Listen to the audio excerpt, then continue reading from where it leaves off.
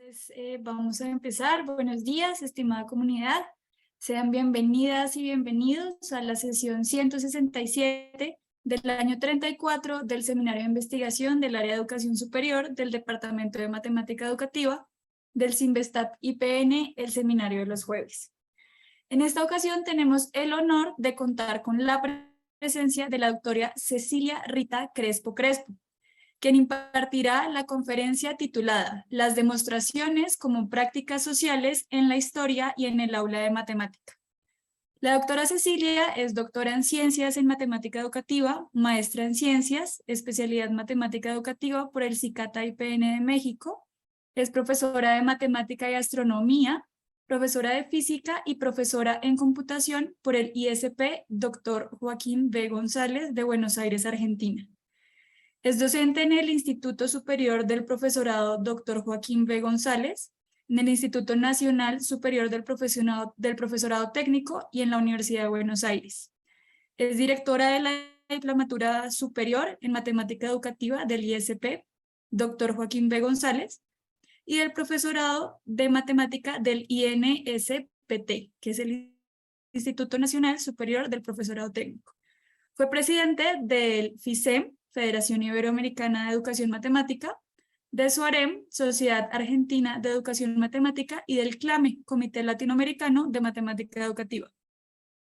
Es autora y coautora de artículos y libros destinados a docentes de matemática e investigadores en matemática educativa. Ha presentado conferencias, cursos, paneles, mesas redondas y reportes de investigación en congresos nacionales e internacionales relacionados con la matemática y su enseñanza. Ha dirigido tesis de doctorado, maestría y licenciatura en el área de matemática educativa. Aprovechamos para recordarles a nuestros asistentes que tanto aquí en Zoom como en los comentarios de Facebook pueden hacer sus preguntas al finalizar la presentación. Y sin más por agregar, dejo con ustedes a la doctora Cecilia Rita Crespo Crespo. Bien, muchas gracias. Gracias por la invitación y gracias por estar en esta presentación. Voy a compartir pantalla.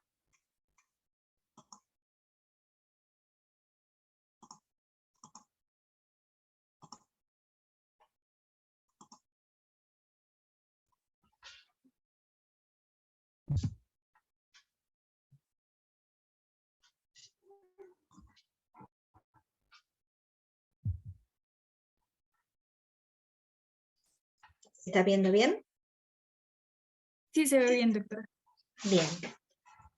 Bueno, la idea de esta presentación es compartir un poco ideas acerca de la visión que se puede tener desde la socioepistemología acerca de las demostraciones como prácticas sociales y cómo las encontramos tanto en la historia como en el aula de matemática.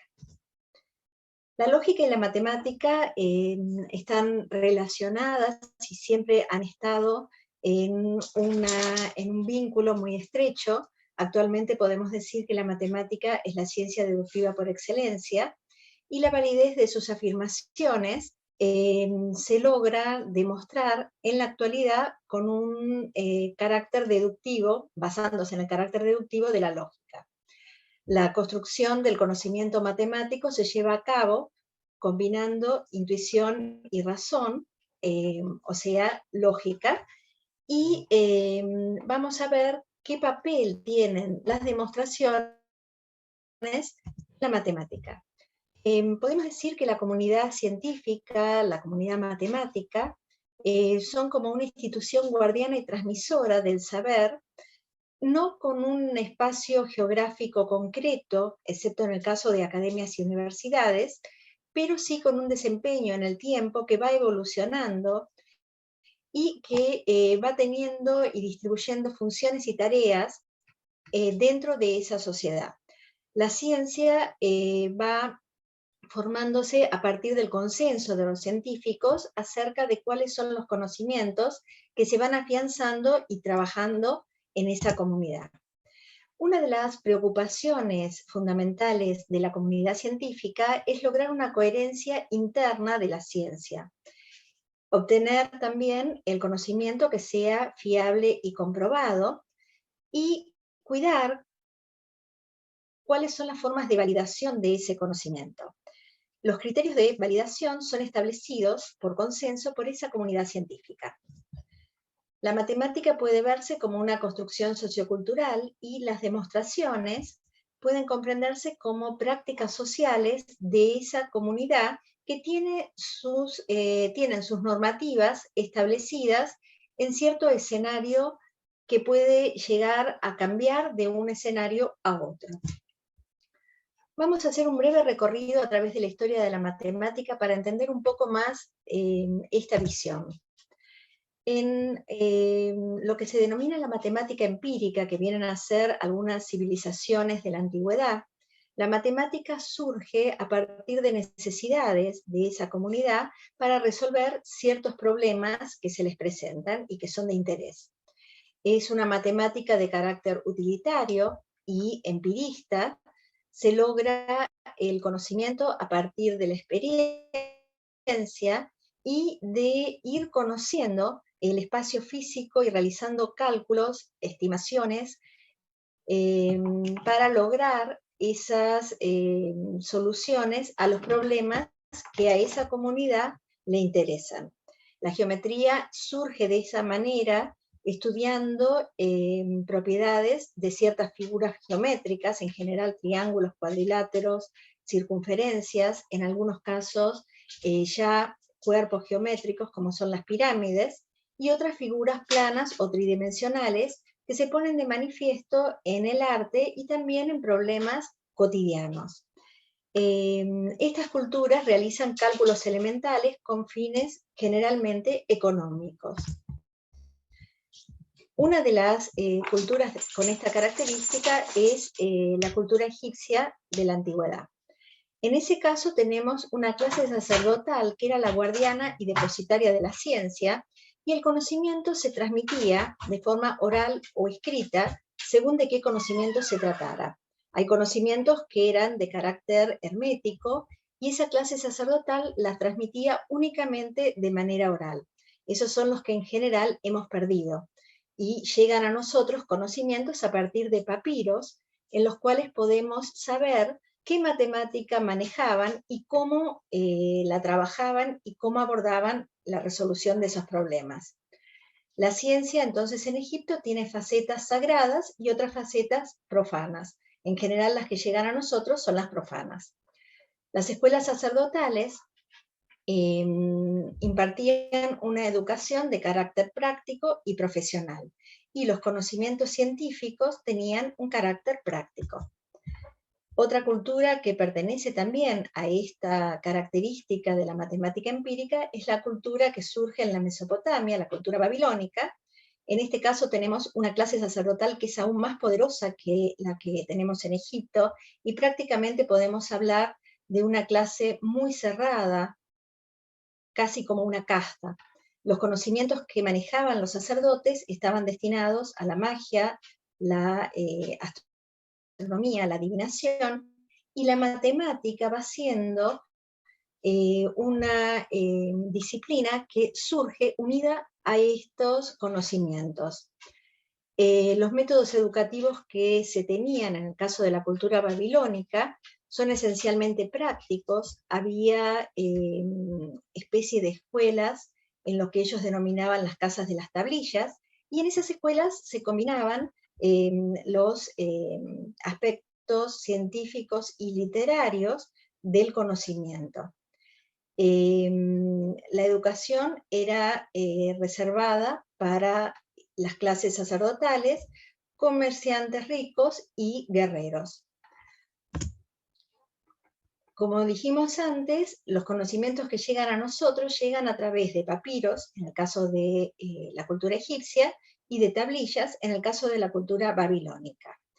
Encontramos una presentación retórica de las problemáticas. Los planteos se llevan a cabo a partir de narraciones con palabras, no con símbolos.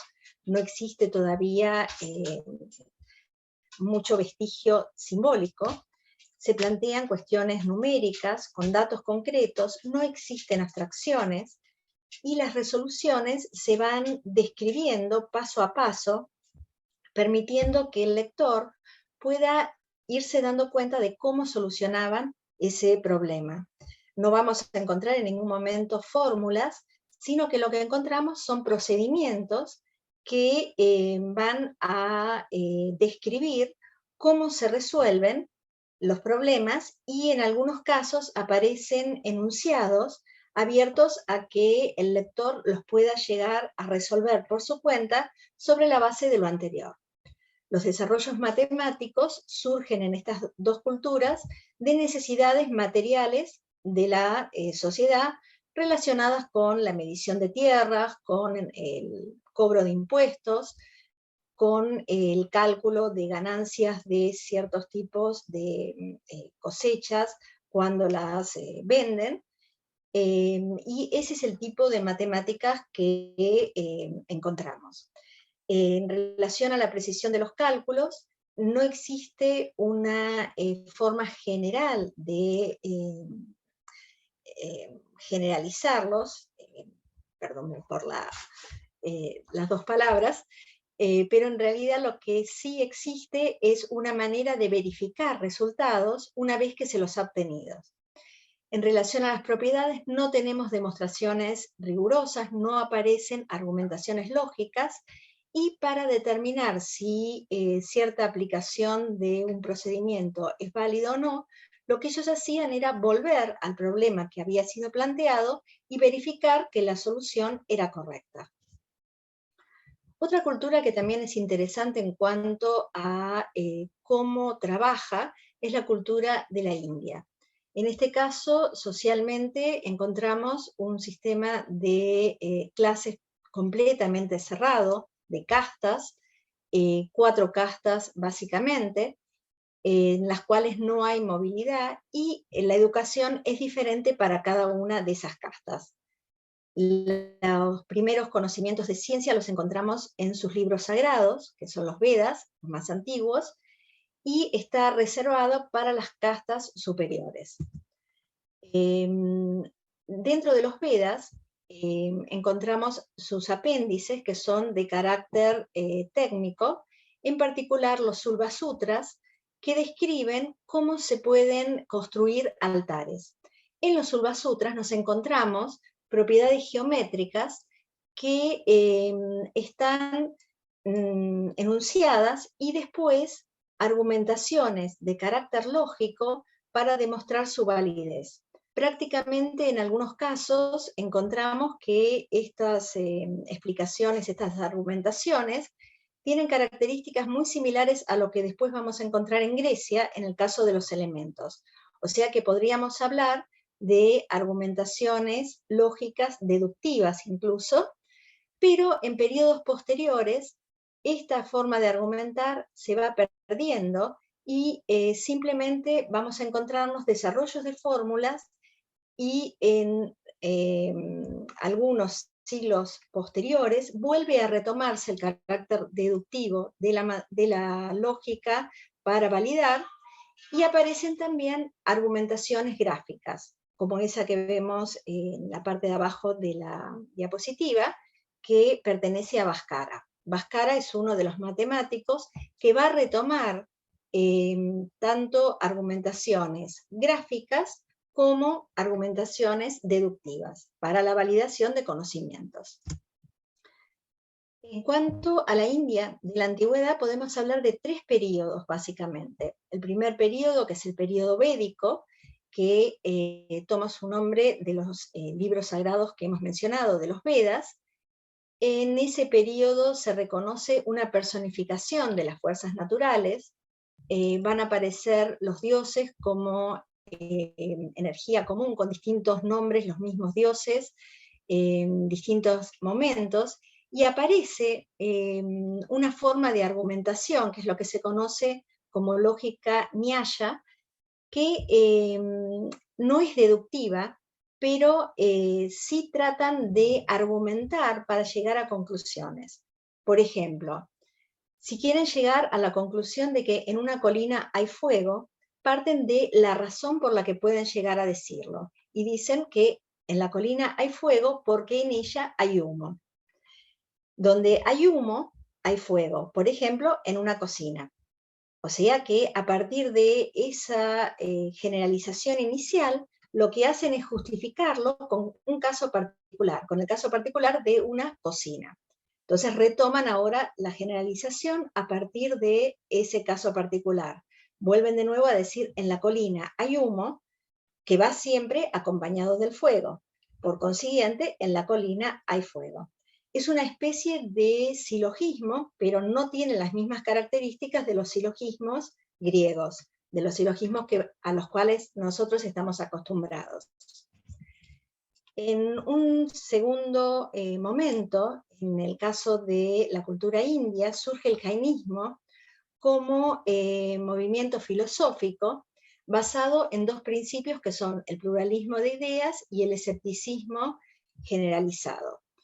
Ellos tienen una lógica en la que aparecen 7 valores de verdad, por lo tanto no es una lógica bivalente como la que estamos acostumbrados, y en esa lógica no es válido el tercero excluido. Esta lógica da la oportunidad de ciertas especulaciones teóricas y de la construcción de ciertos objetos matemáticos. Y en el caso de los silogismos, de la forma de razonar, surgen silogismos que tienen una complejidad mayor a la que hemos visto en el periodo anterior, porque en determinados momentos contraponen resultados que no son el que están buscando, sino justamente el buscar algo similar, pero después descartarlo. Como en el caso ese de el fuego y la colina, en determinado momento dicen, bueno, pero no únicamente tengo humo debido al fuego, también puedo considerar humo debido a la niebla, pero lo descartan diciendo que la niebla tiene otras características diferentes a las que están viendo y por lo tanto se quedan con el caso de la existencia de fuego en la colina. El tercer movimiento filosófico de la India es el budismo, en el que también aparece una lógica polivalente, en este caso tetravalente. Esa característica de lógicas no bivalentes en India es común y se va a mantener a lo largo de muchos siglos. La India tiene esas lógicas y no surgen en la India lógicas del estilo aristotélico hasta muchos siglos después, en que ya tienen influencia de los griegos. Ahora, ¿qué ocurría en la matemática? En la matemática de la India nosotros sabemos que en realidad nosotros hemos heredado el sistema de numeración de la India, llevado por los árabes. Entonces surgió el cero con todas las características que tiene el cero nuestro, pero surge a partir de una especulación teórica relacionada con el no ser. La nada es reconocida en la India como algo que existe, mientras que en Grecia va a ser reconocida, no va a ser reconocida porque los griegos van a afirmar que la nada no puede existir. Ese cero va a ser uno de los principales aportes de la matemática india a todo el mundo. Y el otro aporte, quizá no lo vemos con tanta claridad, porque en realidad nuestro infinito no proviene del infinito de la India, es las especulaciones numéricas de números cada vez mayores que terminan generando al infinito como un número en esa visión. Nuestro infinito no es un número y se va a construir recién en el siglo XIX.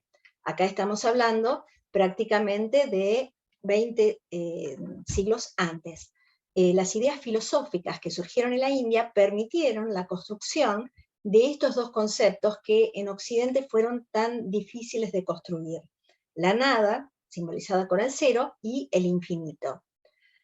Los dos surgen unidos a la no aparición del tercero excluido, porque en el razonamiento relacionado con la nada y con el infinito muchas veces aparecían paradojas, que en la India pudieron sobrevivir gracias a no tener una lógica que requiriera del tercero excluido. Otra cultura que también es interesante ver qué matemática tenía y cómo van surgiendo en ellas las demostraciones, es la China. Es una cultura que se caracteriza en la antigüedad por un ideal de inmovilidad institucional, de conservación del orden en todos los aspectos, familiar, político y social. No tenemos en este caso una casta sacerdotal como poseedora del conocimiento, sino que van a ser los mandarines, que son funcionarios del Estado, los que van a manejar los conocimientos matemáticos.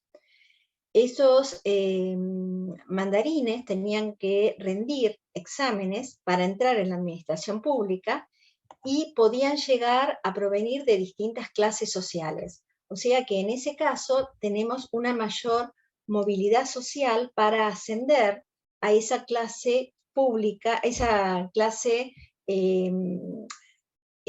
funcionaria que podía acceder al conocimiento. En relación a la construcción del conocimiento matemático, se lo va a construir unido a características concretas.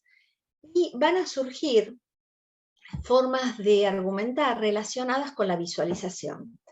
Ellos tienen un principio de conservación del volumen y de las áreas, que lo denominan principio de complementariedad interna y externa, en la cual van a definir formas básicas, pueden ser tridimensionales, como las que estamos viendo a partir del cubo, y para cálculo de volúmenes van a separar figuras complicadas en estas formas básicas y a sumarlas para los cálculos. Lo mismo ocurre en el caso del plano, por ejemplo, con el tangram, que todos ustedes lo conocerán porque actualmente ha tenido mucha difusión por secuencias didácticas que se han realizado sobre ese principio también de complementariedad interna y externa, o sea, de conservación de áreas, lo utilizan en demostraciones de carácter visual,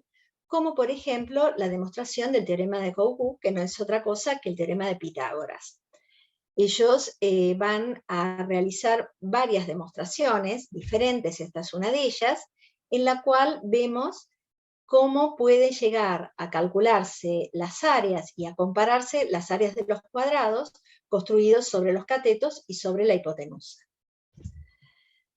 El pensamiento lógico de la China de la antigüedad se va a basar en el culto de las fuerzas de la naturaleza. La mitología de la China se basa mucho en la naturaleza y en el equilibrio de los tipos de fuerzas y de energías denominados el yin y el yang. En cuanto a corrientes filosóficas, tenemos dos escuelas, el confucianismo y el taoísmo, cuyo principio es la contemplación y la meditación, y a partir de ello es que ellos van a argumentar por medio de esa contemplación de los fenómenos naturales. No le temen al uso de paradojas porque para ellos algo que en apariencia puede ser contradictorio, en realidad la naturaleza reconcilia esas contradicciones y entonces pueden llegar a construir ciertos conceptos matemáticos en forma más fácil que en Occidente. Los conocimientos matemáticos se van a construir y a sustentar desde lo simbólico y lo visual de esta manera, y van a surgir, por ejemplo, el cero, pero con una característica nada más posicional. No va a tener el significado que tiene en la India relacionado con la nada. En estas culturas que no tienen pensamiento aristotélico, podemos encontrar las ideas lógicas que no son reducibles a la lógica aristotélica, en las cuales no valen los dos principios básicos de la lógica aristotélica, el principio de no contradicción y el tercero excluido, y encontramos el surgimiento de ciertos objetos matemáticos que en Occidente fueron muy costosos de construir y tardaron muchos más siglos que en Oriente.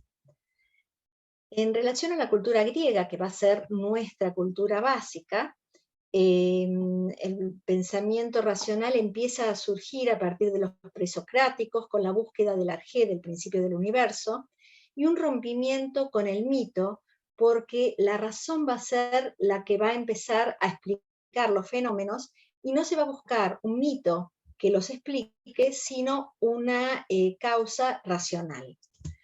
La matemática griega no es una matemática empírica, es una matemática de carácter teórico, no práctica, y tratan no de buscar aproximaciones, sino de buscar el objeto como un objeto ideal y perfecto. La razón es la que guía el conocimiento, y van a surgir en Grecia las demostraciones deductivas como mecanismos para validar proposiciones matemáticas.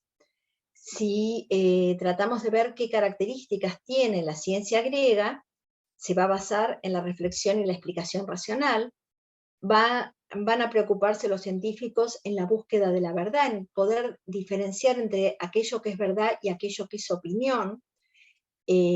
Para los griegos era muy importante eso, y sobre todo para Aristóteles. Por eso es que Aristóteles va a sentar las bases de la lógica para poder discernir entre aquello que es verdadero y aquello que en realidad puede llegar a engañarnos a través de un discurso retórico. Otra característica de la matemática griega es que no es casos particulares, sino que busca la generalización de resultados, y por medio de esa generalización después va a tratar de buscar procedimientos para validar una propiedad que ha sido enunciada no para casos particulares, para todos los conocidos, sino para todos los casos posibles.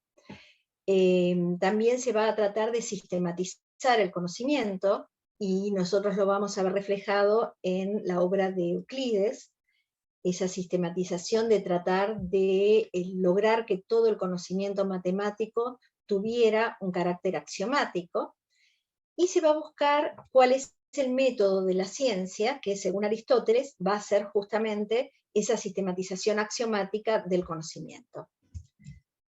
La matemática en Grecia tiene ese carácter demostrativo, y va a ser Tales el primero que realiza las primeras argumentaciones racionales, si bien no pueden todavía considerarse como demostraciones con las características que después van a tener con Euclides, porque él permite la existencia de razonamientos circulares. O sea que para una propiedad A, a lo mejor utiliza una propiedad B, y para la propiedad B, para poder demostrarla, utiliza la propiedad A. Esas demostraciones circulares eran permitidas en la época de Tales y no van a ser permitidas a partir del pensamiento aristotélico. La matemática es en esta etapa, en la etapa de Tales, el estudio de entidades concretas, todavía no tiene el carácter abstracto que va a tener posteriormente, y si bien se van a empezar a reconocer características no observables en todas las formas geométricas, por ejemplo. Es en esa primera etapa cuando aparece una forma de demostración que es una demostración empírica. Para los griegos de la época de Tales, todo podía construirse con regla y compás. Entonces, decir que existe algo es equivalente a decir que lo puedo construir con regla y compás. Esto va a dar origen a la resolución de ciertos problemas, por ejemplo, a tratar de cuadrar lúnulas, pero también va a dar origen a que ciertos problemas no van a ser resolubles, si bien van a buscar su solución sin encontrarla en esa época. Por ejemplo, en la cuadratura del círculo, la trisección del ángulo, o la duplicación del cubo. Esos problemas ellos trataban de construirlos con regla y compás, tratando de demostrar su existencia a partir de este tipo de demostraciones empíricas. Pitágoras es considerado el primer racionalista, y los objetos matemáticos para él ya no son objetos empíricos, sino que tienen existencia por sí misma. En esta época se atribuye a los pitagóricos la demostración de la irracionalidad de raíz de 2 por reducción al absurdo. ¿Cómo veían los filósofos la matemática, los filósofos griegos? ¿Qué es lo que va surgiendo? En el caso de Platón, él reconoce el concepto de imagen en la construcción de la matemática y resalta fuertemente que la matemática que nosotros trabajamos en realidad es un reflejo de esa matemática del mundo de las ideas, y que simplemente lo que hacemos es evocar a la realidad del mundo de las ideas a partir de objetos que se encuentran en este mundo. En esta época, Parménides va a argumentar por reducción al absurdo, en el caso particular del no ser, y aparecen también argumentaciones por principio de necesidad, y argumentaciones indirectas para tratar de eliminar absurdos e imposibilidades, como ocurre en el caso de Zenón y sus paradojas. Aristóteles podemos decir que es el que empieza con la fundamentación lógica de la matemática y del conocimiento en general, basándose en dos principios fuertemente, no son los únicos, pero los que para él son fundamentales, son el principio de no contradicción y el principio del tercero excluido, y estos principios se van a constituir en la base del conocimiento científico en Occidente, desde Aristóteles hasta nuestros días. La matemática es reconocida como la ciencia hipotético-deductiva por excelencia desde esa época. Encontramos que dentro de la matemática van a surgir sistemas axiomáticos, organizando todo el conocimiento científico, y en ese escenario griego surgen, ¿por qué? Por la necesidad de resolver la crisis, como habíamos hablado, de la posibilidad de que entrara dentro del conocimiento científico algo que no fuera verdadero. Para Aristóteles eso era una preocupación muy grande, y por eso valora todo lo que sea la argumentación deductiva, para diferenciarla de la persuasión que podía aparecer a partir de otras formas de argumentar. Euclides es el que lleva a la práctica las ideas aristotélicas, y en su obra aparecen figuras de análisis para reflejar y para apoyar a los razonamientos deductivos que va realizando. Arquímedes introduce otra forma de argumentar, además, que es el método analógico. Él utiliza métodos que muchas veces son más reconocidos en la física que en la matemática, y eso le permite trabajar con ciertos objetos que desde el punto de vista euclidiano son muy complejos de trabajar, por ejemplo, en el caso del método de exhaustión. Esas características deductivas de la matemática, desde los griegos en adelante, se van a constituir en el alma de la matemática. Las demostraciones van a ser reconocidas como demostraciones deductivas únicamente, y los silogismos que fueron introducidos por Aristóteles y que después fueron discutidos y ampliados por los escolásticos en la Edad Media, son las formas lógicas que vamos a aceptar hasta la actualidad.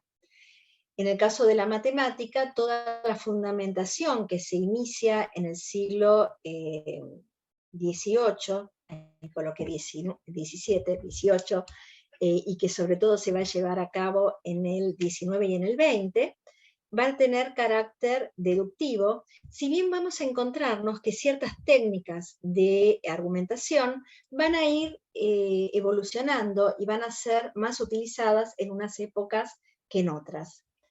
En esta época del siglo XIX va a haber intentos de demostrar el quinto postulado. Los primeros ya provenían prácticamente de la época de Euclides, y van a irse reconociendo a veces durante una época hasta que se les va encontrando errores y van siendo descartados. Esto va a ir ocurriendo hasta el surgimiento de las geometrías no euclidianas. En ese momento cambia dentro de la matemática una visión que es la que se relaciona con el exigirle a los axiomas su carácter de ser evidente, como había propuesto Aristóteles.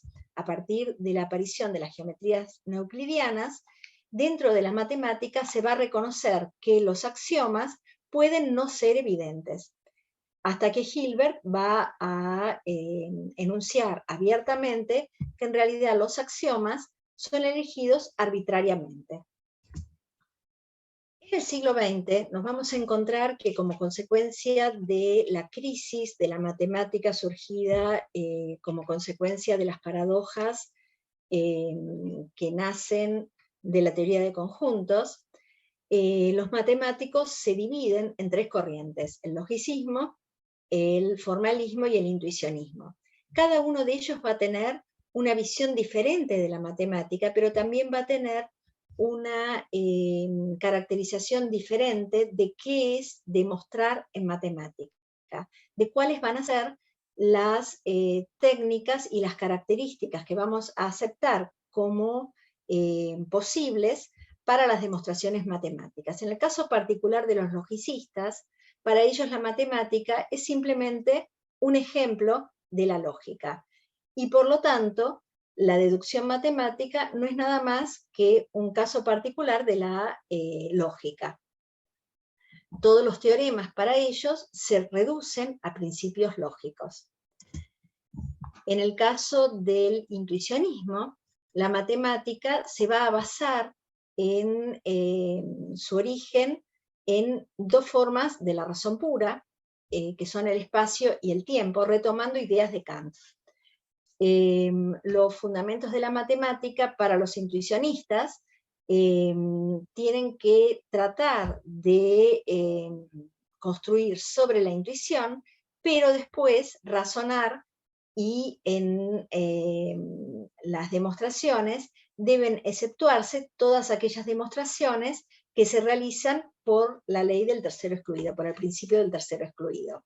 O sea, todo aquello que se demuestra por reducción al absurdo.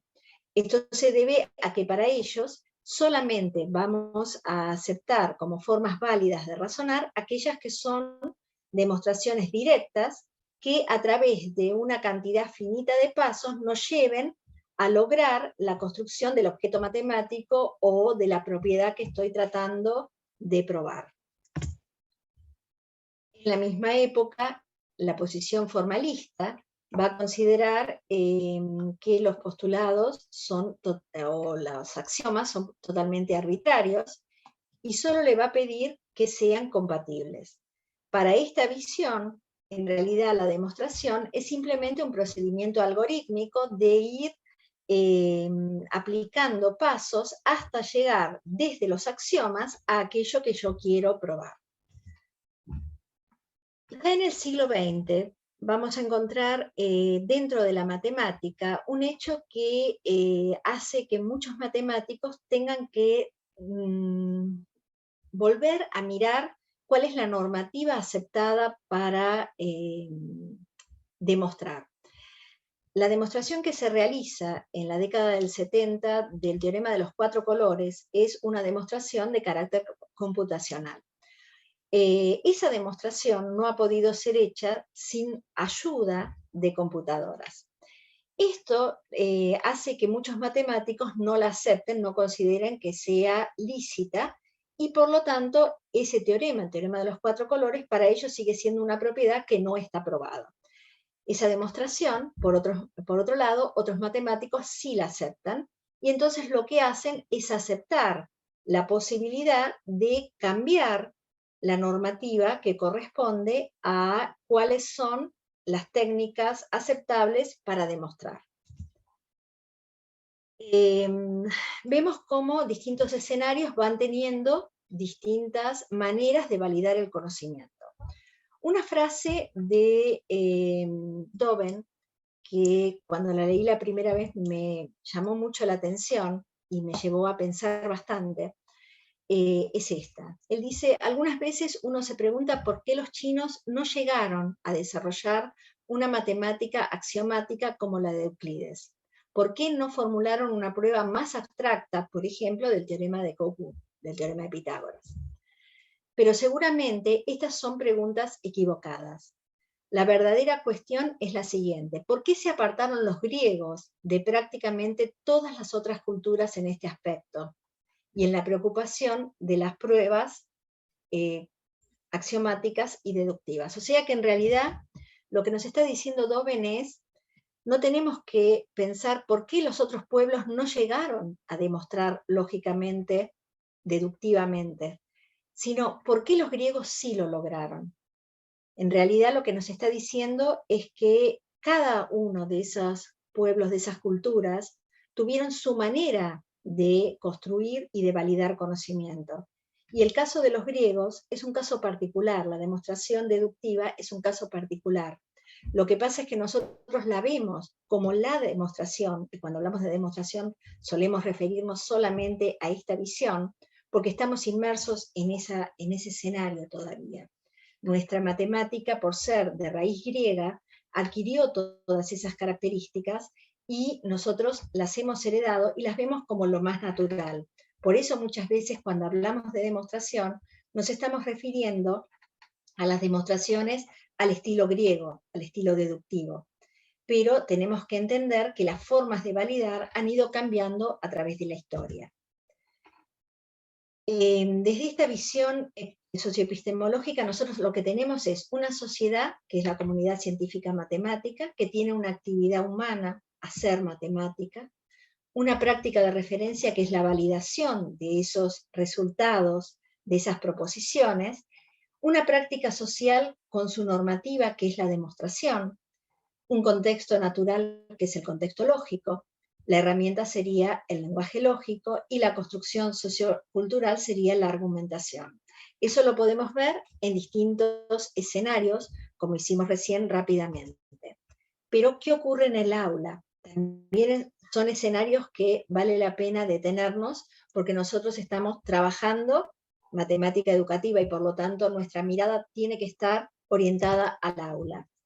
En el aula nosotros tenemos formas de pensar en matemática que son diferentes de lo que ocurre en otros dominios. Las formas de argumentar deductivas muchas veces no son utilizadas en otras áreas, son típicas de la matemática. Tenemos lingüísticas similares, tenemos a veces conectivos lógicos en la lingüística similares a los que usamos en lógica, pero las formas de argumentar en otras áreas no son siempre totalmente deductivas. ¿Qué entendemos por argumentación? No cualquier discurso es argumentativo. Una argumentación implica un proceso lógico conectado acerca de un objeto determinado. El texto permite comunicar ideas y puede incluir argumentos que muchas veces no son solo verbales, son numéricos, son datos, son gráficos, e incluso a veces algunas formas que no les prestamos demasiada atención, que son formas visuales y gestuales. Nosotros muchas veces tenemos un discurso gestual, y dentro de la matemática existe también un discurso gestual sobre el que no hay demasiado investigado. Es un área que es muy interesante para ver cómo hablamos con las manos muchas veces y cómo estamos transmitiendo objetos que construimos y argumentaciones sobre esos objetos a través de gestos que hacemos con nuestras manos. cómo se explicitan las argumentaciones en el aula, a través de conjeturas, de discusiones que realizan nuestros estudiantes, de tratar de convencerse entre ellos o de convencernos a nosotros sobre la validez de lo que afirman. Esta forma de argumentar incluye una lógica que no siempre es deductiva, y sin embargo es una normativa que se da dentro de los distintos grupos sociales que encontramos.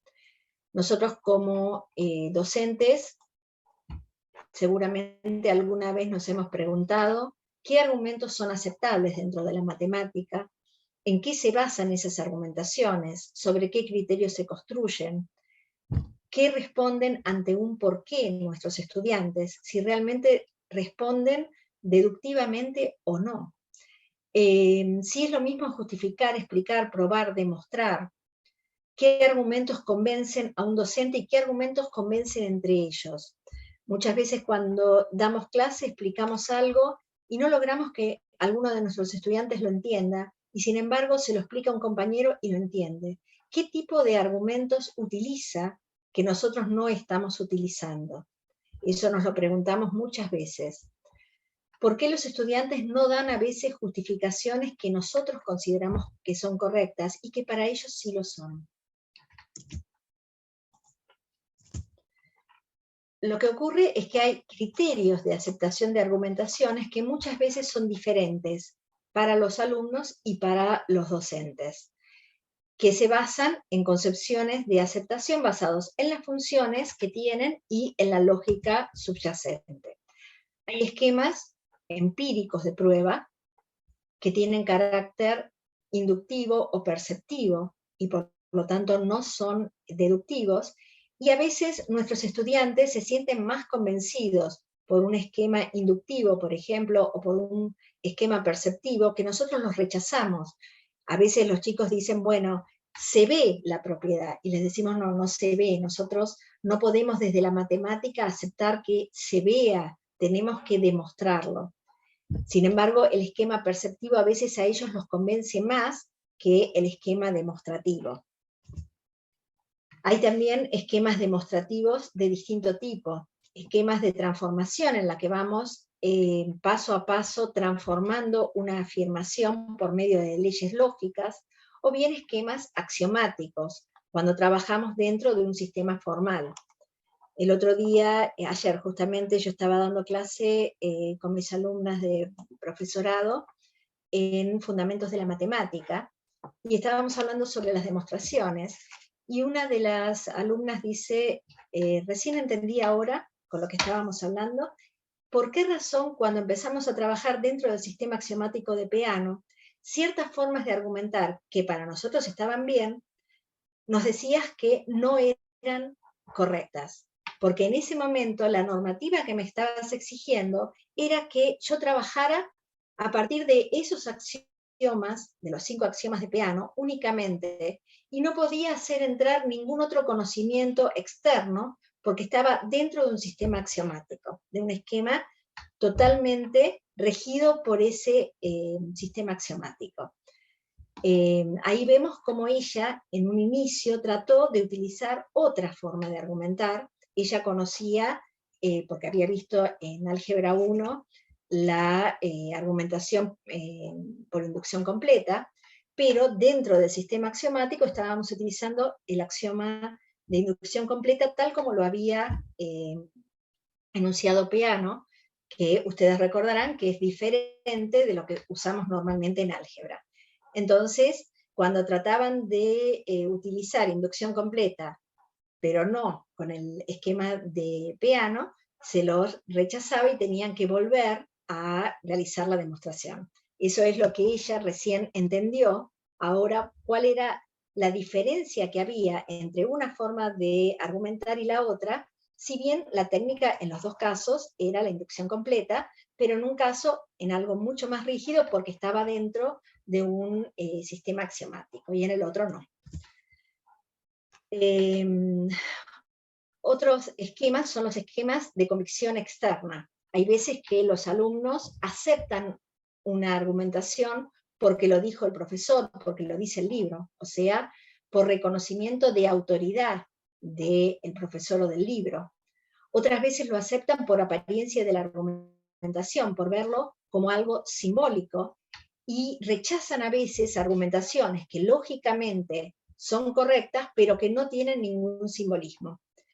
Eso es por una deformación que les vamos haciendo, en cierta forma, los profesores de matemática, de ir incluyendo simbolismos, y entonces hay veces que les tratamos de mostrar una forma de demostrar que no incluya simbolismo, y no les parece que eso pueda llegar a ser correcto. Confunden lo que es formalismo y lo que es rigor lógico. Los teoremas requieren de una demostración, requieren de alguna manera de validarse el resultado que estamos enunciando, pero ¿comprenden realmente nuestros estudiantes por qué necesitamos validarlo lógicamente y por qué no aceptamos otras formas de validación? Para ellos, la demostración no siempre quiere decir convicción, y terminan viendo la demostración como algo que es mecánico y que muchas veces las aprenden de memoria sin darles la importancia que tienen dentro de la matemática.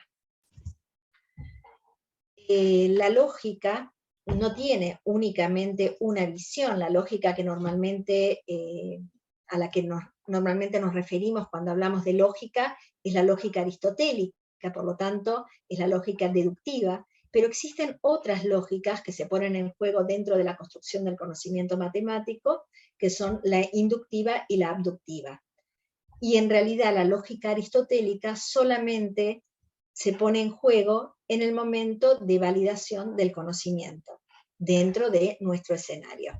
Entonces las otras lógicas, la inductiva y la abductiva, tienen como función ampliar el conocimiento, y la lógica deductiva preservar la verdad de ese conocimiento.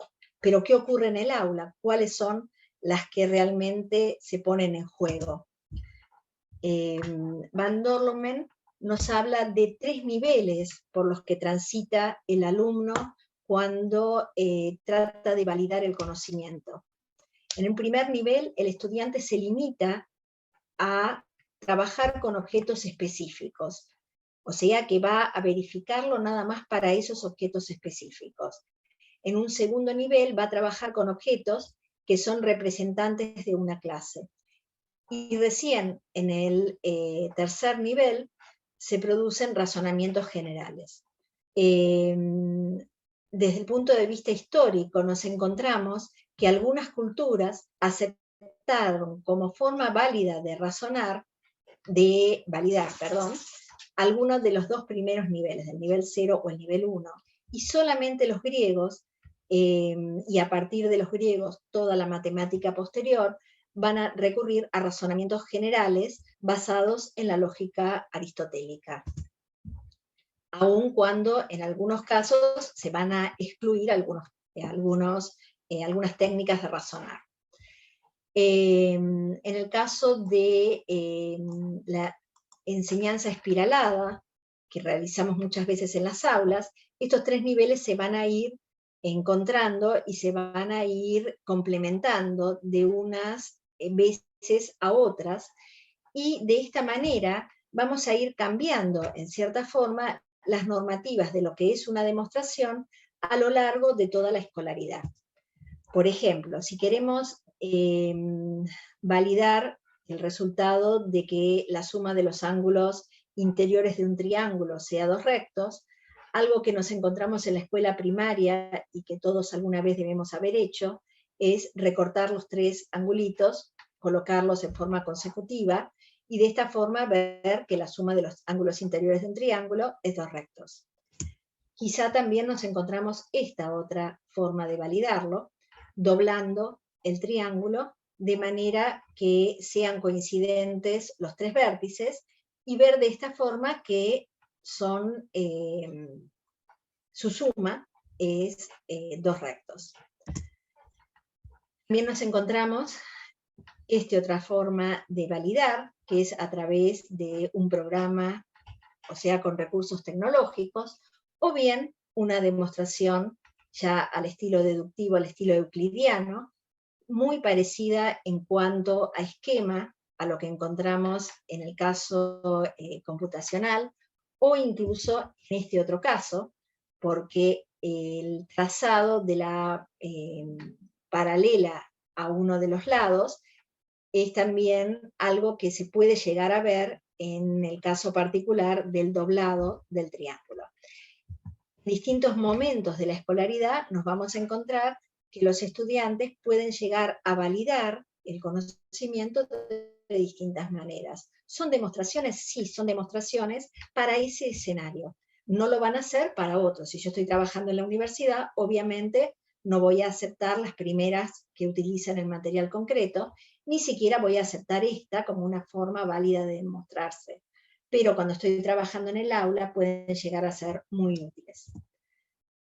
Hay otras formas de argumentar que aparecen en el aula y se ponen de manifiesto en distintos momentos: argumentaciones visuales, abductivas, inductivas, argumentaciones a conocimiento cero o argumentaciones no monotónicas.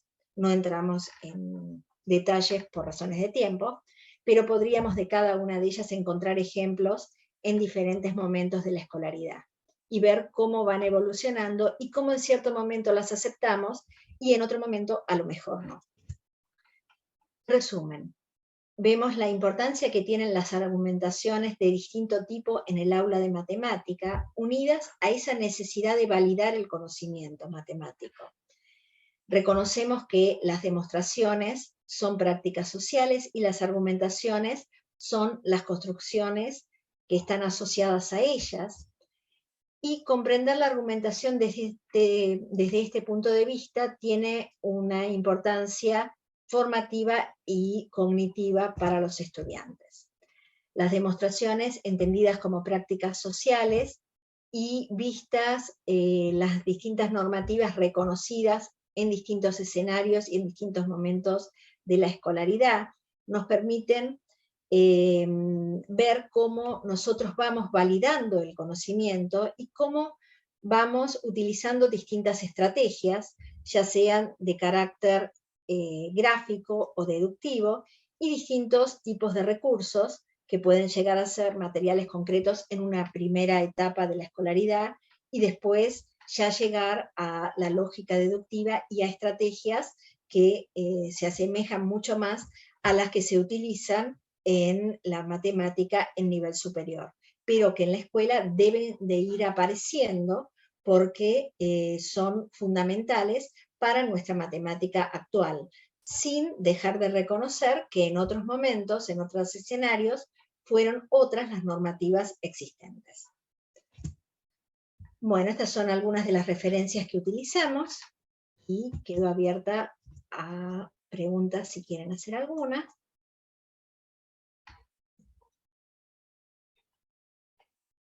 Muchas gracias, doctora Cecilia. Pues le agradecemos a la doctora Cecilia Rita Crespo Crespo por su presentación. Realmente creo que estuvo bastante interesante. En lo personal me agradó bastante. Pues como matemática de formación, creo que las demostraciones en efecto son un tema muy importante, muy interesante y que es muy difícil a veces como pensar en las maneras y en las argumentaciones que pues tenemos desde puntos de vista tan diferentes, ¿no? Entonces, muchísimas gracias, doctora, muy interesante.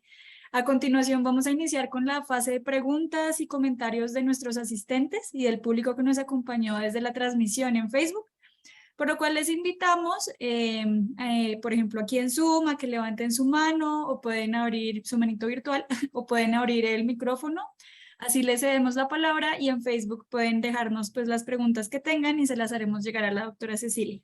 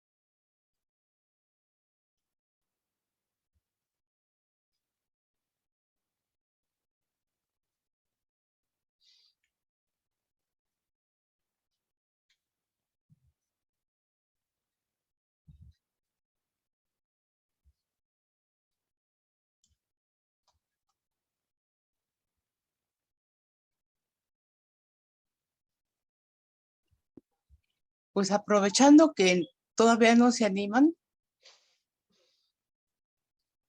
quiero agradecer a Cecilia su participación. Como siempre, es un placer escucharte Gracias. y pues todo lo que nos has contado es muy denso, la verdad, pero todo muy interesante. Ojalá tengamos oportunidad en algún espacio de que vayas diciendo cada uno de los aspectos que tocaste. Cada uno de los aspectos que tocaste es una conferencia, ¿eh? Sí, sí podríamos. Traté de resumir, pero se podría Sí, hablar muchísimo de eso.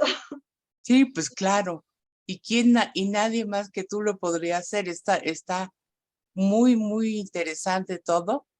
Y pues de nuevo, un agradecimiento porque sé que tuviste que mover compromisos para hacer el esfuerzo de estar aquí. Entonces, pues muchas, muchas gracias. No, gracias a ustedes y mis alumnos agradecidos de que les quité temas del examen parcial que les iba a tomar, así que ellos agradecidos. Sí, sí, pues sí, como siempre. Pues muchas gracias, Cecilia. Mira, yo tengo una reunión del Colegio de Profesores, entonces me voy a tener que retirar para ir a la reunión, pero pues de nuevo muchas gracias. Un No, abrazo gracias. y besos para todas. Gracias a ustedes y un abrazo muy fuerte para ti, Rosa María, en particular, y para todos también. Ok, muchas gracias.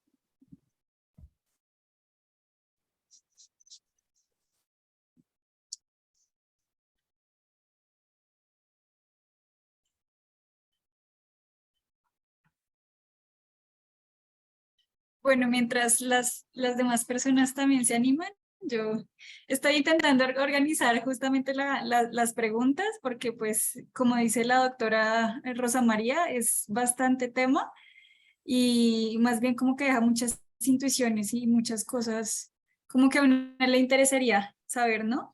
Entonces, en particular estaba pensando, por ejemplo, sobre las convenciones, ¿no? Que se hacen desde los círculos en matemáticas, por ejemplo, como lo mencionas de los cuatro colores, que es una demostración que algunos aceptan y algunos no. Y entonces es muy interesante cómo desde la escuela, por ejemplo, se entiende la matemática como algo tan fijo y ya cuando uno está en matemáticas ve que hay personas que aceptan unas cosas y otras no.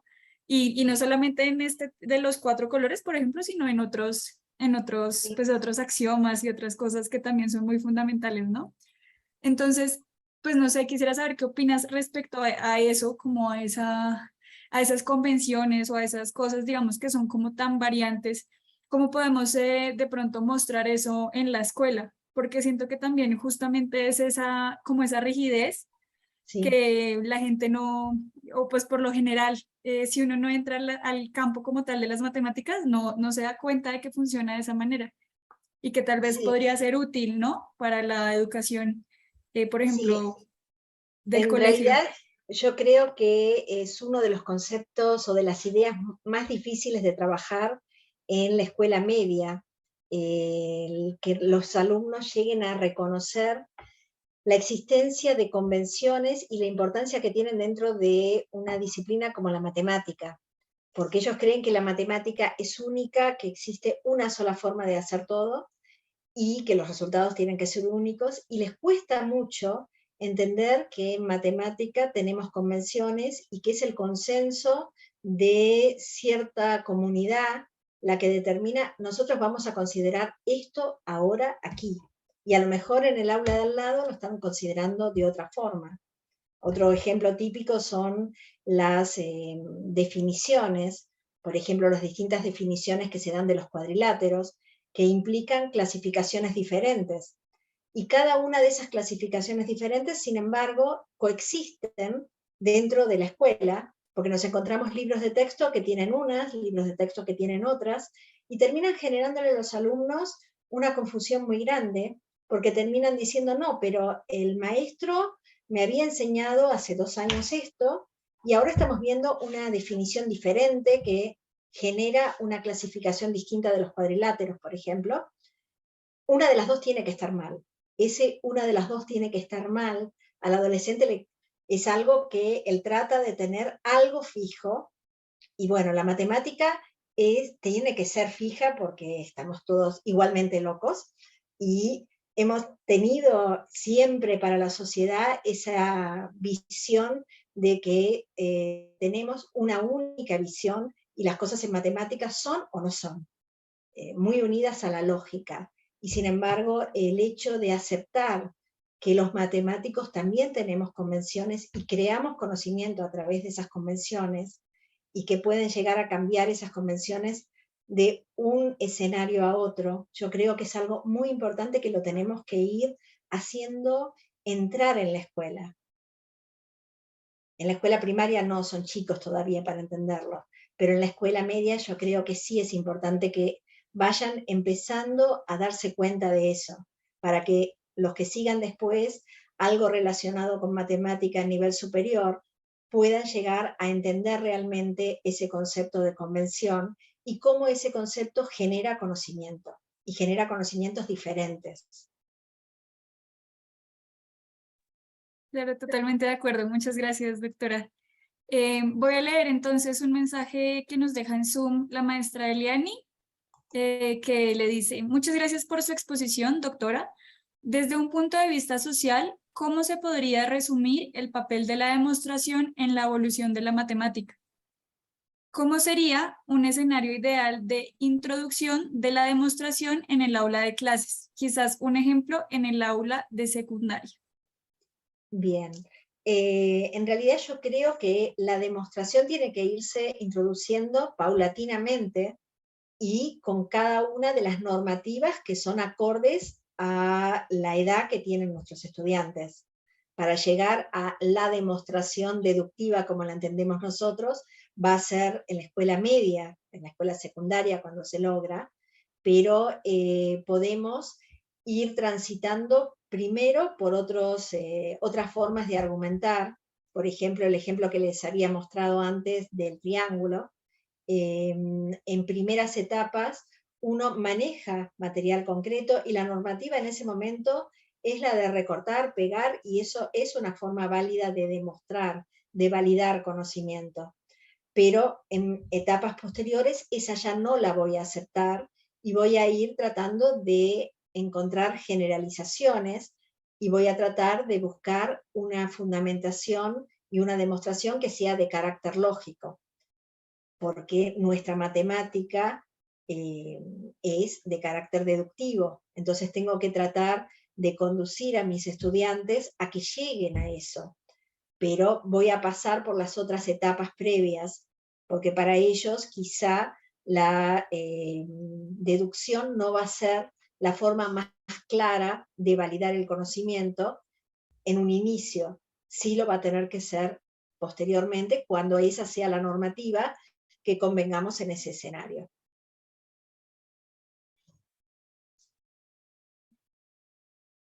Listo, muchísimas gracias, doctora. Ahí estamos pendientes si Eliane de pronto tiene alguna respuesta o si quiere abrir también su micrófono.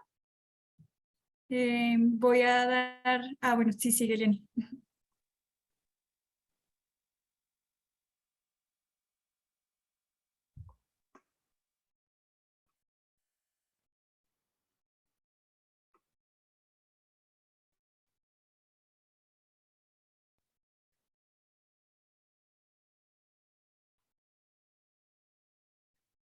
Te vimos un momento, pero no te escuchamos, Eliane. No sé si doy lectura de pronto mientras te organizas o si prefieres de pronto escribir, voy a dar lectura a otro. ¿Ya? Sí, Listo. que está bien, muchas gracias a la doctora por su comentario.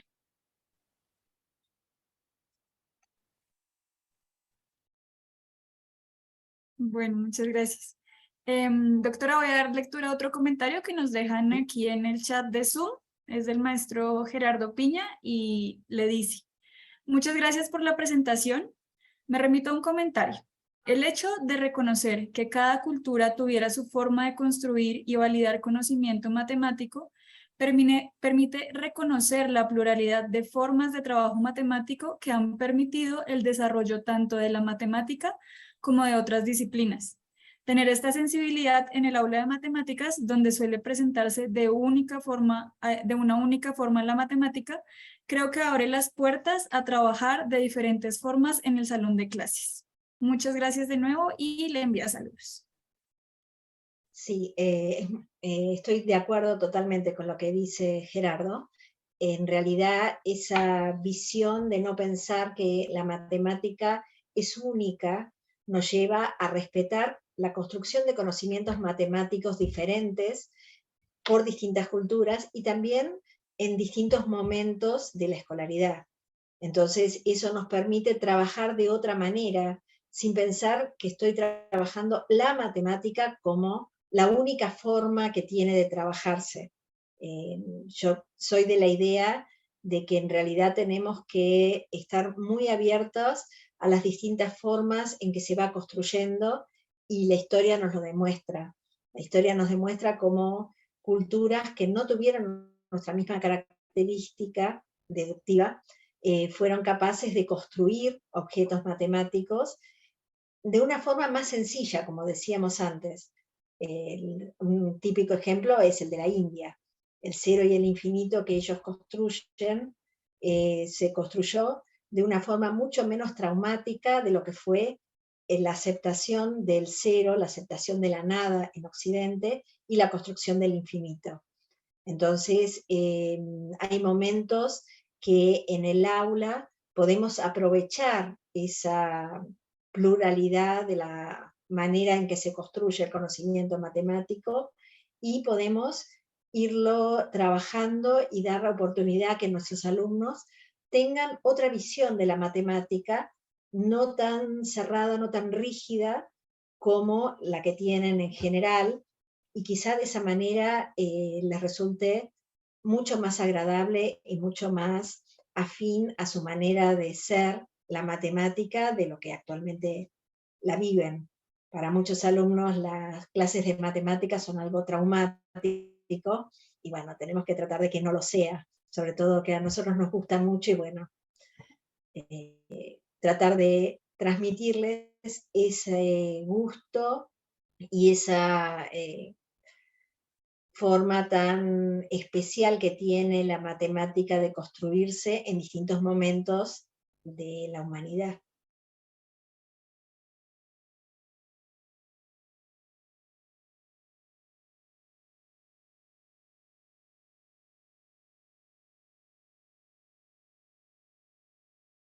Bueno, muchas gracias.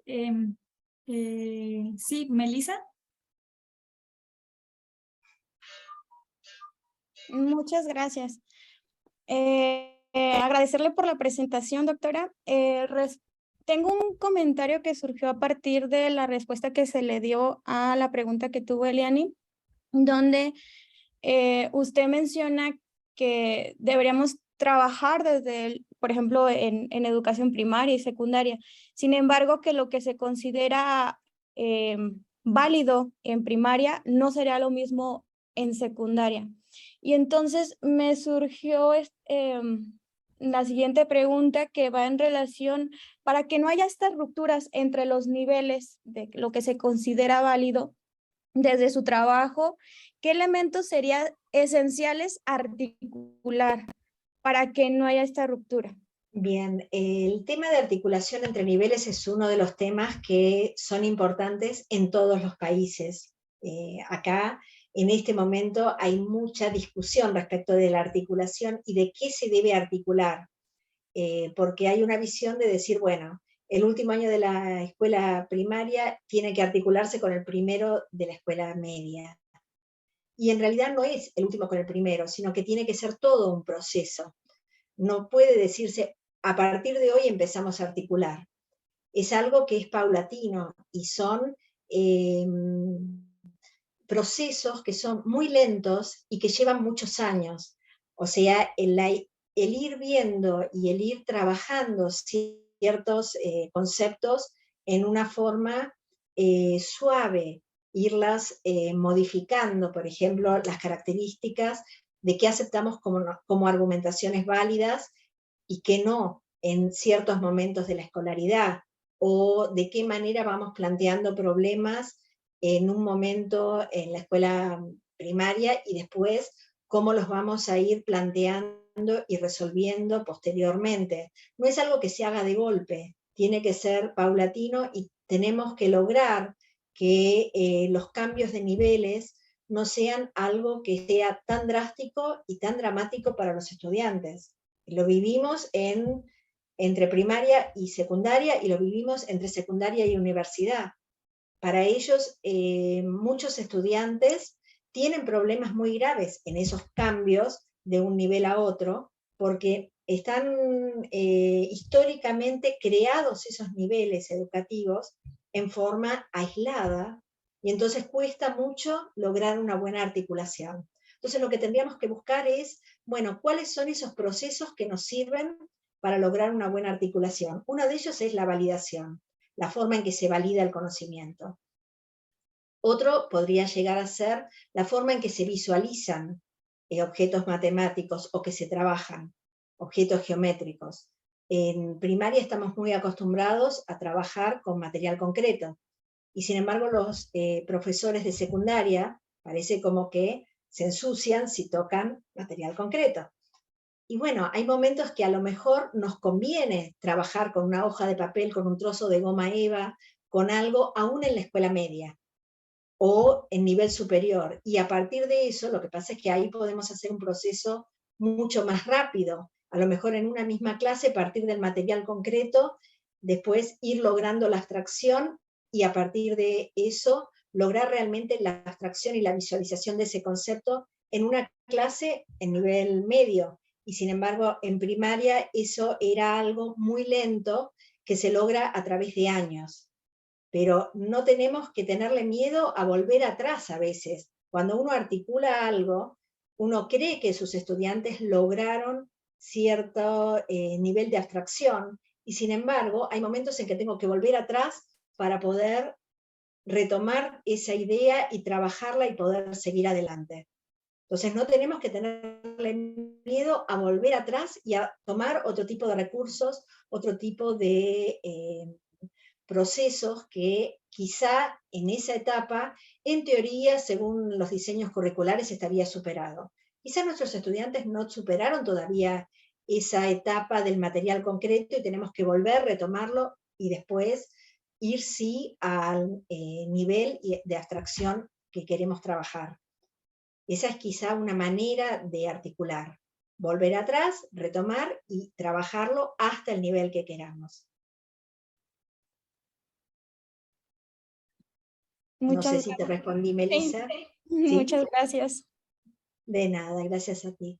Bueno, y respecto también a lo que nos presentó, tengo una duda respecto, ¿usted qué opina si la argumentación es algo, voy a remontarme bueno, si la argumentación es algo innato del ser humano, o en este caso, en la escuela, ¿cómo podríamos favorecer esas argumentaciones?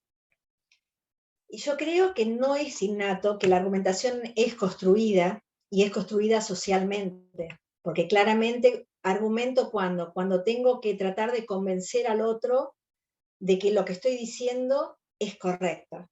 Entonces son argumentaciones que se van creando y se van creando de acuerdo al grupo en el que estoy argumentando.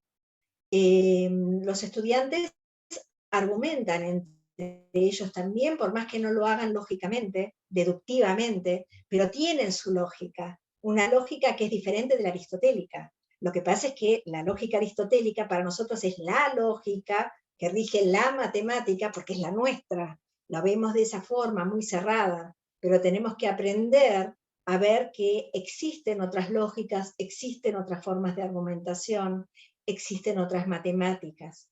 Entonces, esas argumentaciones se van logrando y se van construyendo de manera social, y muchas veces se construyen fuera de la escuela y entran en la escuela, entran en nuestra aula, y nosotros las rechazamos porque no son las que estamos buscando. Entonces ahí los culpables somos nosotros, docentes, que no sabemos muchas veces cómo aprovechar esa manera de argumentar que fue construida extraescolarmente, que es válida para el estudiante, y le tratamos de imponer la nuestra. Tenemos que aprender a manejar esas argumentaciones y hacerlas entrar en la matemática y a tratar de demostrarles, o demostrarles, no demostrarles de demostración, cómo esas formas de argumentar pueden ser válidas o no, si las vamos a aceptar o no como una normativa en ese momento.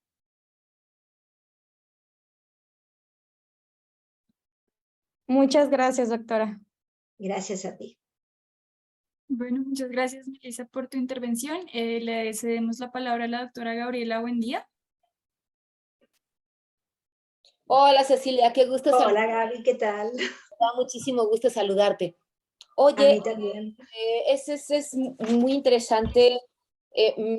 Me llama muchísimo la atención cómo en tu exposición hay un tránsito entre demostración y argumentación, argumentación y demostración.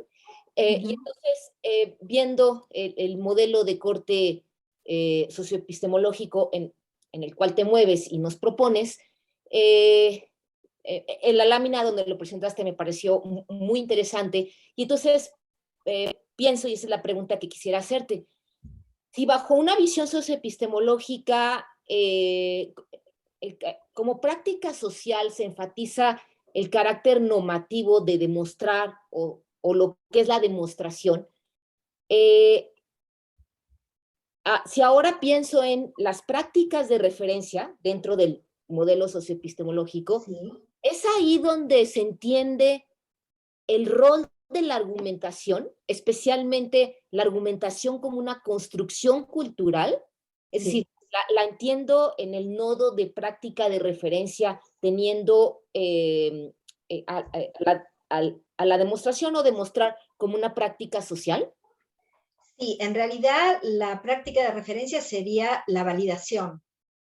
Es la validación la que te obliga a tener una normativa establecida por consenso dentro de la sociedad matemática, y que va a variar de lo que era en Egipto a lo que es en Grecia en la época de Tales, a lo que es en Grecia en la época de Euclides, o a lo que es actualmente, o incluso lo que era en el siglo XX, según si yo era logicista, si era formalista, o si era intuicionista. Esas tres escuelas que en determinado momento están muy marcadas y que después se van diluyendo, y que la única que se continúa era la que todos decíamos tenía que desaparecer fácil, porque dejaba parte de la matemática fuera, que es el intuicionismo, y que sin embargo sigue existiendo, tienen normativas muy particulares. Y quizá es uno de los momentos, el principio del siglo XX, que te muestra cómo lo que se entendía por demostración dentro de la comunidad matemática, de matemáticos que son todos reconocidos, va a variar la normativa. Vas a tener matemáticos intuicionistas que te van a rechazar todo lo que es por reducción al absurdo, y por lo tanto todos los objetos que se construyen de esa manera, y van a rechazar la existencia de números irracionales como objeto matemático. Y entonces van a rechazar la existencia del análisis matemático como una rama de la matemática. Van a decir, es una técnica que le sirve a los físicos, que le sirve a los economistas, pero eso no es matemática. Esa es la visión intuicionista. Y uno dice, bueno, pero el cálculo, el análisis, estoy perdiendo muchísimo. Sí, pero en esa visión pierden una técnica nada más. Y sin embargo tienen su práctica de validación generada con una normativa muy particular, la demostración. ¿Por qué? Porque ellos lo que querían era asegurarse de que no entraran las paradojas. Entonces, es un corte muy radical el que hacen de dejar fuera todo aquello que podía llegar a traer un problema. Y logran una matemática muy pura, muy particular, que tiene aplicación únicamente en las ciencias de la computación en la actualidad. Tú tienes la escuela de York, que sigue siendo intuicionista, y sus trabajos son de ese corte. Y uno dice, ¿cómo sobreviven? Eso no es una rama de la matemática muy particular, sí, pero ellos tienen su normativa y han sobrevivido puros los únicos. El formalismo y el logicismo se fusionaron y en el siglo XX después ya no van a existir como puros y actualmente menos. Y sin embargo, los intuicionistas sí existen. Y entonces, en este edificio socioepistemológico, ¿cómo se da este tránsito? Es que es bien interesante porque en tu charla vas entre demostrar y argumentar, de verdad, así como muy, pues sí, un poco, no, lo voy a decir así, un poco libre, aunque es perfectamente justificable y se entiende. Entonces, ok, dada una demostración y dada una práctica de referencia de validación, ¿cómo meto la argumentación y cómo le doy el rol, sobre todo en la escuela, a argumentar?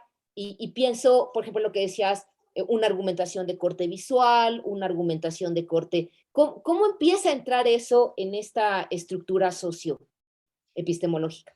La argumentación es lo que construyo, o sea, es la construcción sociocultural que hago y que acepto que pueda llegar a servirme para mi práctica social.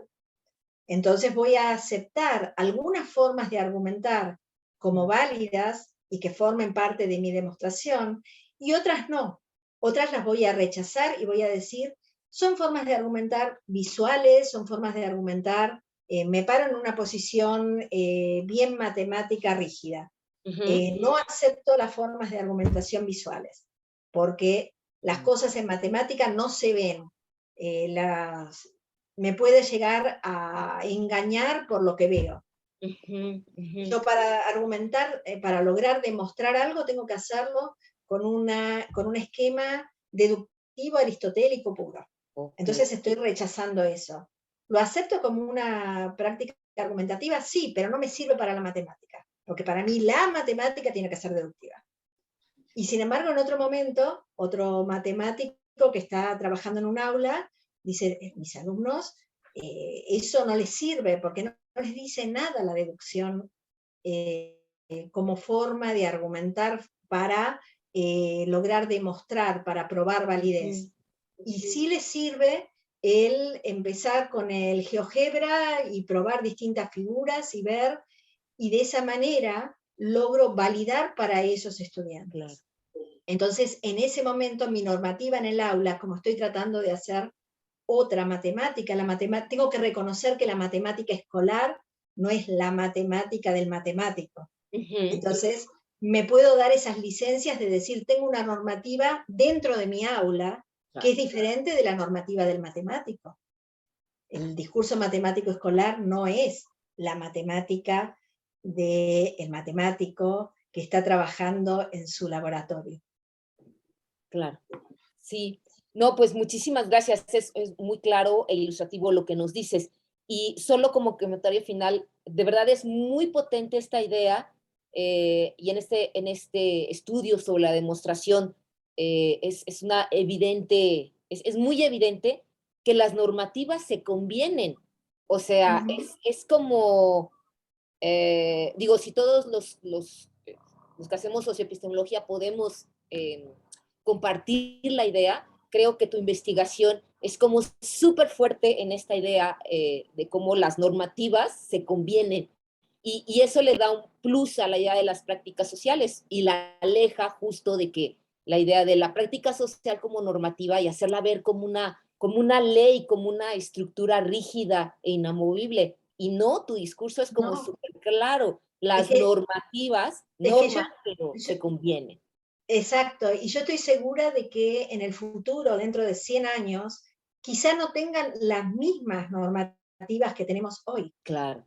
Quizá haya surgido, así como surgió el teorema de los 4 colores, haya surgido otros teoremas en cuyas demostraciones se usó algo que ni se nos ocurre a nosotros y a lo mejor la normativa cambió, y a nosotros nos estudian como nosotros estudiamos a los egipcios o a alguna cultura antigua, y decimos, como dice Boyer, son culturas que no lograron la perfección de pensamiento que lograron los griegos, y por lo tanto su matemática es una matemática inferior y una matemática incompleta. Eso es terrible, pero lo dice Boyer. Sí. Entonces, quizá dentro de 2 siglos digan eso de nuestra matemática, Claro. porque su normativa va a ser totalmente distinta. Claro, claro. O quizá no lo sé. Sí, ese es súper fuerte, es una idea muy potente. Gracias, Cecilia. Muchas gracias. No, de nada, Gaby. Gracias a ti. Bueno, muchísimas gracias por tu intervención, Gabriela. Ahora le damos la palabra a Melvin, por favor. Sí, gracias. Lo que pasa es que, bueno, primero agradecer la presentación a la doctora Cecilia. La discusión que tienen ahorita con la doctora Gabriela está súper interesante. Y bueno, tenía una pregunta puntual sobre lo que la doctora Gabriela acaba de decir. ¿Qué significa conviene en ese contexto? ¿Qué significan convenciones en ese contexto? Ajá, claro, es, bueno. Son consensos dentro de la comunidad. O sea, tú estás, por ejemplo, el ejemplo que daba yo durante la exposición de mis alumnos de fundamentos, son alumnos del último año del profesorado de matemática. Y en fundamentos de la matemática vamos abordando distintas temáticas relacionadas con cómo se fue construyendo y cómo se fue formalizando el edificio de la matemática. Entonces vimos lo que eran los sistemas formales en cierto momento, analizamos la axiomática de Euclides, todo lo que va ocurriendo hasta las geometrías no euclidianas, y hace un mes estamos trabajando con las distintas definiciones del número natural, en particular la de Peano, y están trabajando en el sistema de Peano, demostrando propiedades en esa axiomática. Entonces, en ese momento que estoy trabajando dentro de una axiomática en particular, tengo que convenir que solo puedo utilizar esos axiomas y las reglas de inferencia que he declarado, que son las de la lógica aristotélica. Pero no puedo hacer entrar otra forma de argumentar y otros conocimientos que no estén dentro de ese sistema axiomático. Al principio, cuando empiezan a trabajar en un sistema formal, en un sistema axiomático, los estudiantes se sienten muy incómodos, porque hay conocimientos que tienen acerca de los números naturales y no pueden utilizarlos. No pueden, por ejemplo, decir que el siguiente de un número es el número más 1. Para decir eso, primero hay que demostrarlo. Porque mis axiomas, los axiomas de Peano, así como están, no me lo dicen. No me dicen que el siguiente de X es X más 1. No me dicen que el siguiente de 0 es el 1. No me dicen que el siguiente del 1 es el 2. Eso lo tengo que demostrar, por un lado, que el siguiente de un número existe y es único, y a partir de eso, como existe y es único, le puedo dar un nombre, lo llamo 1, lo llamo 2 al siguiente de 1, y así sucesivamente, y tengo que demostrar que el siguiente de un número es el número más 1. Entonces ellos se sienten muy incómodos, pero tenemos que lograr convenir que si estoy en un sistema axiomático no puedo utilizar conocimientos externos a ese sistema. Estaría en lo que desde el punto de vista epistemológico se llama un mundo cerrado, un universo cerrado, trabajar dentro de un sistema axiomático, y tengo que ignorar todo lo que está afuera a menos que lo demuestre y a menos que lo defina dentro de ese sistema. Y eso te da un poco la noción muy bien de qué es convenir. Convengo que estoy dentro de eso. Y mis alumnos saben que el siguiente de un número es el número más 1, lo saben, pero hay que demostrarlo previamente. Pero lo vengo utilizando desde el primer año. Sí, lo venís utilizando desde que empezaste a contar. Pero en ese momento tenías 4 años y ahora tienen 24, 25, y te estoy haciendo trabajar con una convención que es trabajo dentro de este sistema axiomático con estos axiomas nada más. Claro. Entonces, ahí uno lo construye. Claro, muchísimas gracias. Yo creo que, bueno, muy interesante su presentación, la verdad, nos muestra pues esta trayectoria histórica de las diferentes culturas y eso está muy interesante. Hay muchos elementos claves que a mi parecer están, pero muy fuertes, como decía la doctora Gabriela, y muy interesantes y muy importantes. Entre ellos es que La misma historia presenta una visión de la matemática construible y en construcción, y eso es maravilloso. Y tener esa idea y llevar esa idea al aula, eso también es fundamental. Y la segunda, importantísima, es esta parte donde le está atribuyendo una naturaleza de carácter social a la normatividad.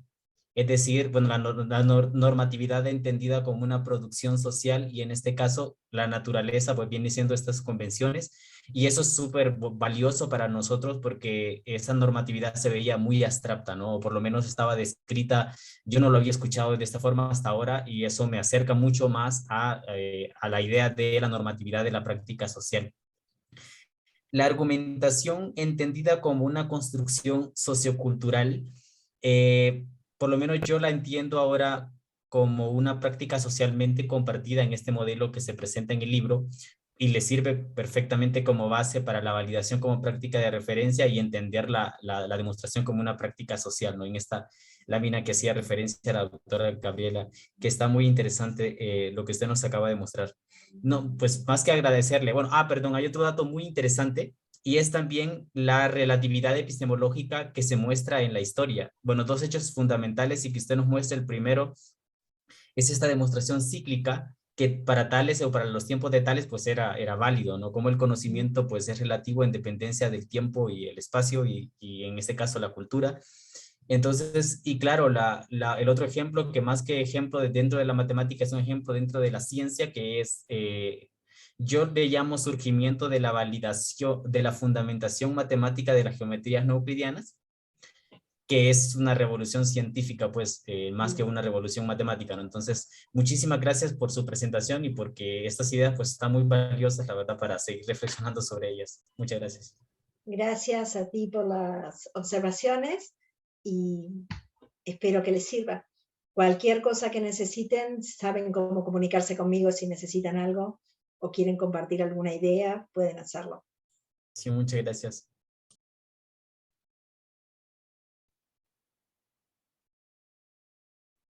Bueno, muchas gracias, doctora, y muchas gracias, Melvin, también por tu participación. No sé si alguien más tenga alguna duda para la doctora. Puede abrir su micrófono, levantar la manito o hacer igual el comentario por la transmisión de Facebook.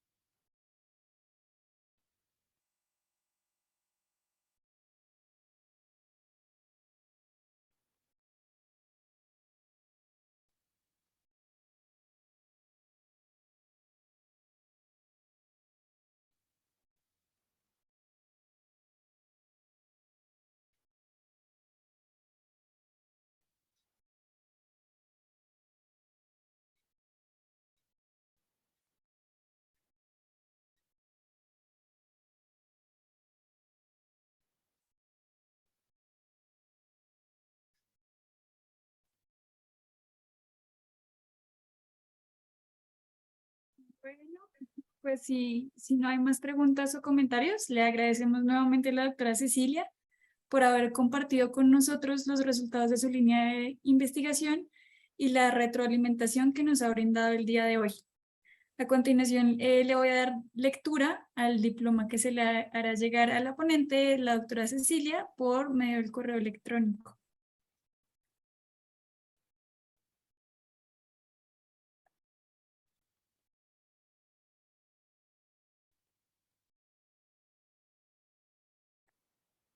¿Me avisan si se ve? Sí. Listo, entonces dice: el Centro de Investigación y Estudios Avanzados del Instituto Politécnico Nacional, Departamento de Matemática Educativa, otorga el presente reconocimiento a la doctora Cecilia Rita Crespo Crespo por su conferencia Las demostraciones como prácticas sociales en la historia y en el aula de matemática. Esta es impartida en la sesión 167 del Seminario de los Jueves del Área de Educación Superior, firmado en Ciudad de México el día 6 de septiembre, firmado por la doctora Rosa María Farfán. Creo que tenemos un problema acá con la fecha, pero se arreglará antes de enviarle el documento, doctora. Ahora, con su permiso, Vamos a compartir algunos avisos académicos de interés. Entonces, de nuevo les voy a presentar.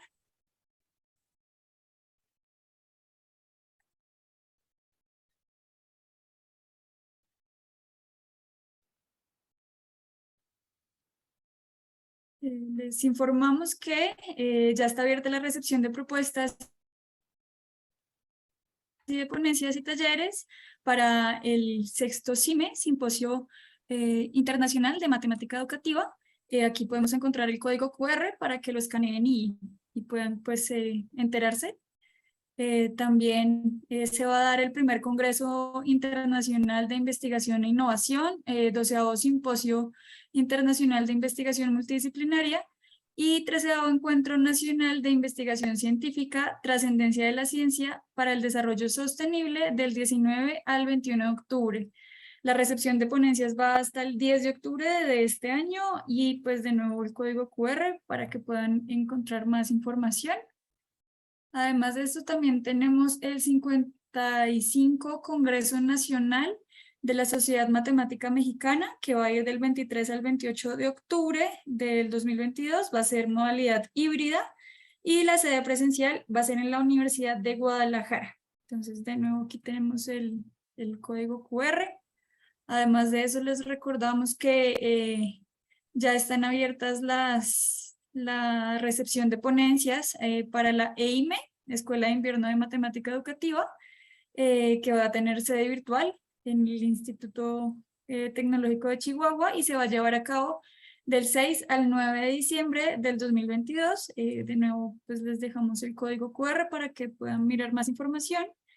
Y finalmente, de la Universidad Tecnológica de Bolívar, se va a llevar el 4º Encuentro Matemático del Caribe, va a ser en modalidad híbrida.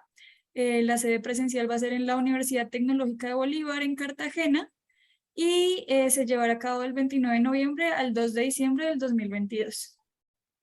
Les recordamos que si desean difundir alguna convocatoria o evento de interés para la comunidad, favor de dirigir la información a la cuenta de correo seminaes@simvestab.mx. De parte del comité organizador, agradecemos a la comunidad y a nuestra coordinadora, la doctora Rosa María Farfán, por todo el apoyo brindado. Y como es de costumbre, para finalizar la sesión del día de hoy, pedimos el favor de si pueden encender sus cámaras para tomar la foto del recuerdo.